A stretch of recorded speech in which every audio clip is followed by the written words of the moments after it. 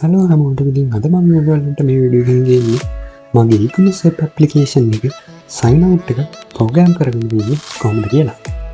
ඉතින් ඔයගොල්ලන්ට මේ විදිහට email password දීලා sign in වුණාම ඔයගොල්ලන්ට බලා ගන්න පුළුවන් මේ විදිහට ඔයාගේ first name එක මෙතනට add කරලා තියෙනවා.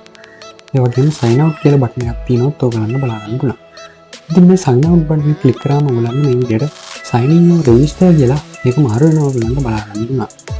ඊට මේ ක්ලික් කරලා අපි ආයෙත් email password දීලා sign in වෙන්න තියෙන option එකට යනවා බලා ගන්න පුළුවන්.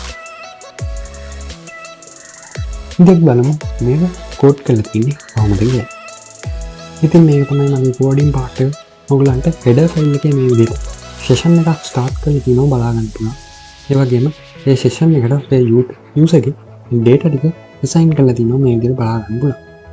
ඒ වගේම මෙතන අපේ session එකේ first name එක echo කරලා තියෙනවා වලට මෙතනක බලා ගන්න පුළුවන්. ඒ වගේම පල්ලෙන් sign out කියලා function එකක් create කරලා තියෙනවා මේ විදිහට බලා ගන්න පුළුවන්. මේ function එක JavaScript file එකේ මේ විදිහට start කරලා තියෙනවා වලට බලා ගන්න පුළුවන්. එතනදී XML HTTP request එකක් මේ විදිහට create කරලා තියෙනවා වලට බලා ගන්න පුළුවන්.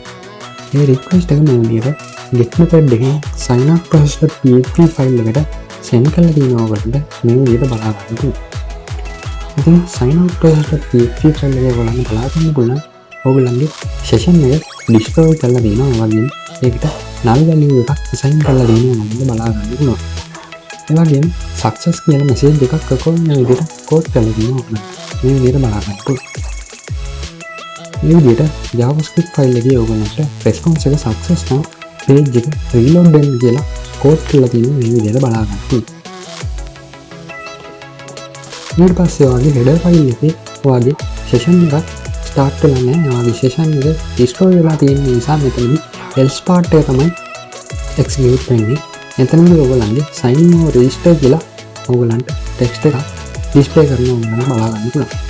ඒක ක්ලික් කරලා අපිට index.php file එකට redirect වෙන්න පුළුවන් කියලා මේ විදිහට හදලා තියෙනවා නම් බලා ගන්න පුළුවන්. ඉතින් මේ විදිහට තමයි මගේ e-commerce app application එක sign up process එක program කරලා තියෙන්නේ.